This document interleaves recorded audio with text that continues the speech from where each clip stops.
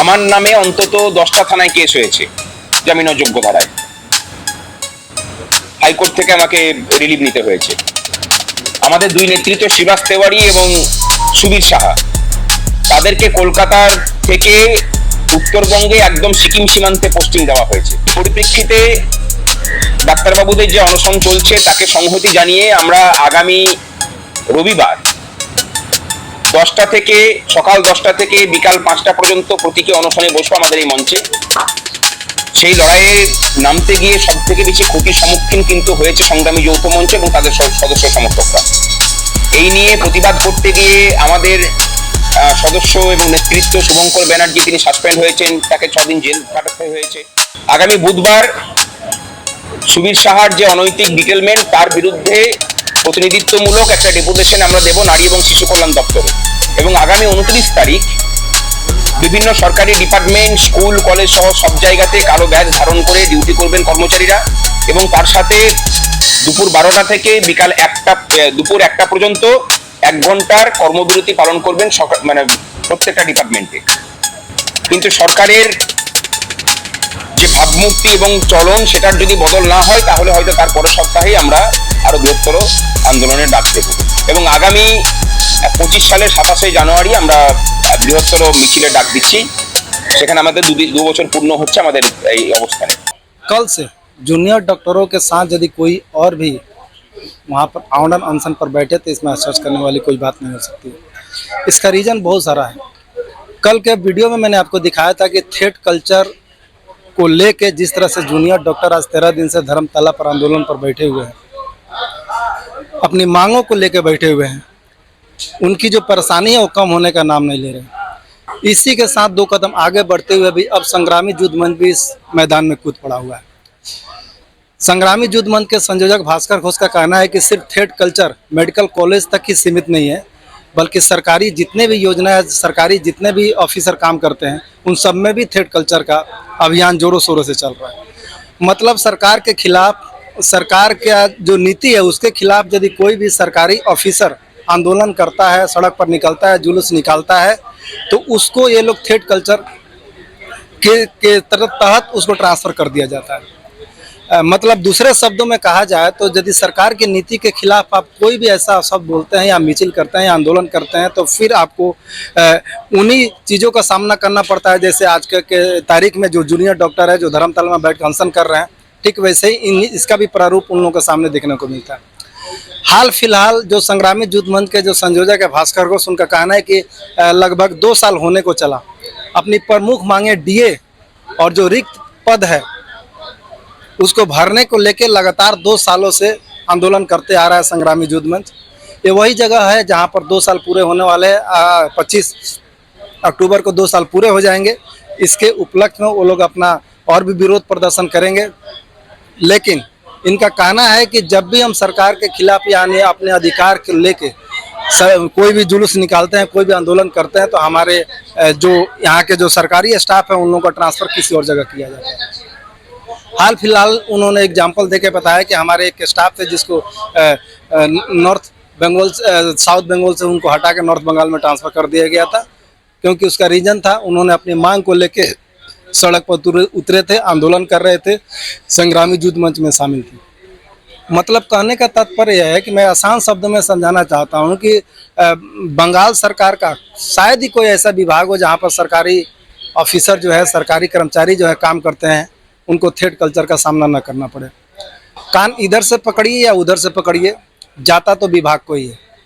मतलब सरकार की चाहे कोई भी नीति हो, चाहे गलत ही नीति क्यों न हो, उसके खिलाफ यदि आप आंदोलन पर उतरते हैं, जुलूस निकालते हैं, धरने पर बैठते हैं, तो निश्चित तौर पर आपको थेट कल्चर का सामना करना पड़ेगा और आपको ट्रांसफ़र ऐसे जगह पर कर दिया जाएगा जहां पर आप सोच भी नहीं सकते। इसी को लेके रविवार के दिन संग्रामी युद्ध मंच के जो संयोजक उन्होंने भास्कर घोष है, उन्होंने एक प्रेस कॉन्फ्रेंस का आज आयोजन किया और उन्होंने स्पष्ट रूप से कहा है कि अगले रविवार को जूनियर डॉक्टरों के साथ हम लोग भी यहाँ पर इसी स्थान पर आवरण अनशन पर बैठने वाले हैं, क्योंकि हमारे जो मांगे हैं उसमें रिक्त पदों को जो है उसको तुरंत फिलअप किया जाए, थेट कल्चर को यहाँ से ख़त्म कर दिया जाए।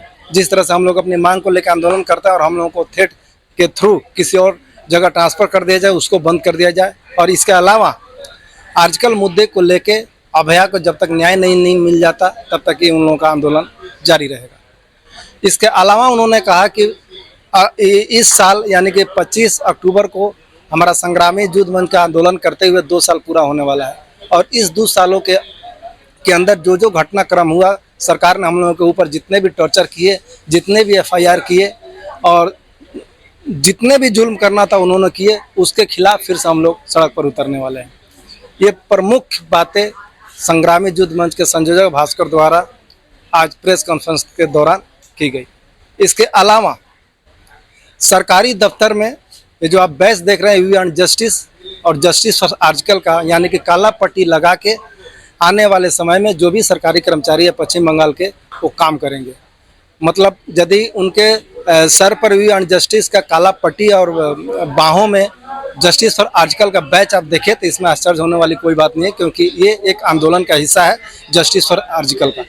इसको लेके भी आज यहाँ पर प्रेस कॉन्फ्रेंस किया गया था और संग्रामी युद्ध मंच के जो संयोजक है भास्कर घोष, उन्होंने स्पष्ट ऐलान कर दिया कि आने वाले समय में यानी कि जिस दिन बुधवार को जो हम लोगों का सरकारी दफ्तर खुल रहा है उस दिन हम लोग इस तरह का विरोध करेंगे और विरोध करने के साथ साथ इसका आगे का क्या प्रोग्राम होगा वो भी हम आपको बताएंगे। मतलब आसान शब्दों में यदि कहा जाए तो राज्य सरकार का मुसीबत कम होने का नाम नहीं ले रहा। एक तरफ धर्मतला में 13 दिन से जूनियर डॉक्टर है वो आवरण अनशनर पर बैठे हुए हैं और दूसरे तरफ संग्रामी युद्ध मंच के जितने भी कर्मचारी हैं वो भी इस मैदान में कूद गए। मतलब रविवार के दिन सुबह 10 से लेकर 5 बजे तक इसी मंच पर संग्रामी युद्ध मंच के जितने भी ऑफिसर हैं, जितने भी कार्यकर्ता हैं, जितने भी सरकारी कर्मचारी है वो लोग यहाँ पर आवरण अनशनर पर बैठेंगे और जूनियर डॉक्टरों का साथ देंगे।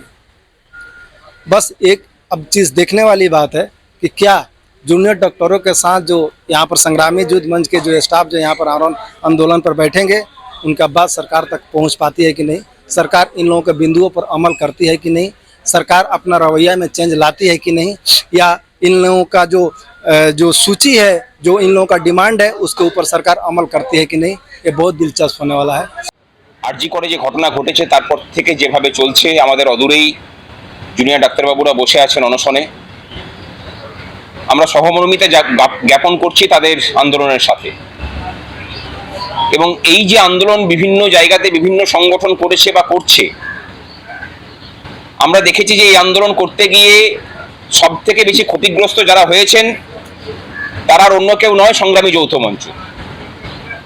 এই আন্দোলন করতে গিয়ে বিশেষ করে নবান্ন অভিযান এবং তার পূর্ববর্তী আন্দোলন করতে গিয়ে সরকারের রোষানলে পড়ে আমাদের নামে একাধিক মামলা, আমাদের দুজন নেতৃত্বে দক্ষিণবঙ্গ থেকে উত্তরবঙ্গে বদলি, একজনের সাসপেনশন আমাদেরকে ভোগ করতে হয়েছে।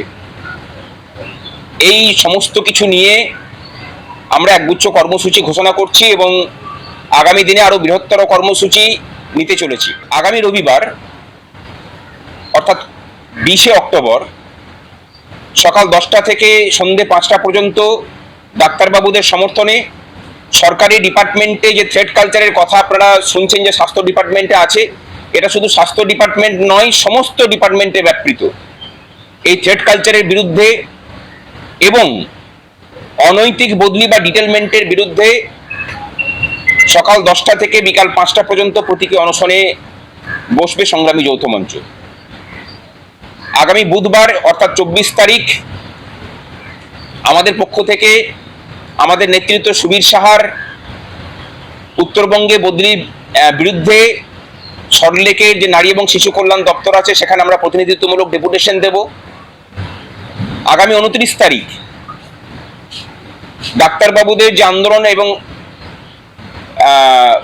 আরজি কর কাণ্ডের সুবিচার চেয়ে সরকারি ডিপার্টমেন্টের থ্রেড কালচার এবং ডিটেলমেন্টের বিরোধিতা করে আগামী 29 তারিখ বেলা 1টা থেকে 2টো পর্যন্ত, বেলা 12টা থেকে 1টা পর্যন্ত 1 ঘন্টার কর্মবিরতি পালিত হবে এবং সারাদিন ধরে বিভিন্ন দপ্তরের কর্মচারী এবং শিক্ষক শিক্ষিকারা কালো ব্যাজ ধারণ করে ডিউটি করবেন।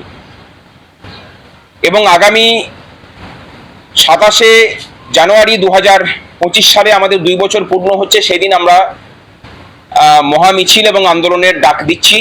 এবং এর মাঝখানে আমাদের যে বকেয়া মহার্ঘ ভাতা এবং শূন্য পদ, আপনারা জানেন যে সরকার নিজের এই বছরের যে বাজেট পেশ করেছিল সেখানে তারা স্বীকার করে নিয়েছিল, আমরা 6 লক্ষ শূন্য পদের কথা বলেছিলাম, তারা বলেছিলেন যে 5.5 লক্ষের বেশি শূন্য পদ আছে। সেই শূন্য পদে যদি নিয়োগ শুরু প্রক্রিয়া না শুরু হয় নতুন করে, উচ্চ প্রাথমিকের যে নিয়োগ শুরু হয়েছে সেই নিয়োগ তো অনেক আগে থেকে বিজ্ঞপ্তি জারি হয়েছিল, তাহলে আগামী জানুয়ারি মাস থেকে ধারাবাহিকভাবে লাগাতার আন্দোলনে নামবে চাকরি প্রার্থী,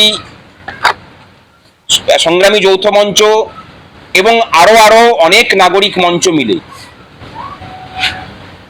আপাতত আগামী রবিবার সকাল 10টা থেকে বিকাল 5টা পর্যন্ত প্রতীকী অনশন, আগামী বুধবার ডেপুটেশন এবং আগামী 29 অক্টোবর সমস্ত সরকারি ডিপার্টমেন্টে কালো ব্যাজ ধারণ করে ডিউটি এবং দুপুর 12টা থেকে 1টা পর্যন্ত 1 ঘন্টার কর্মবিরতি।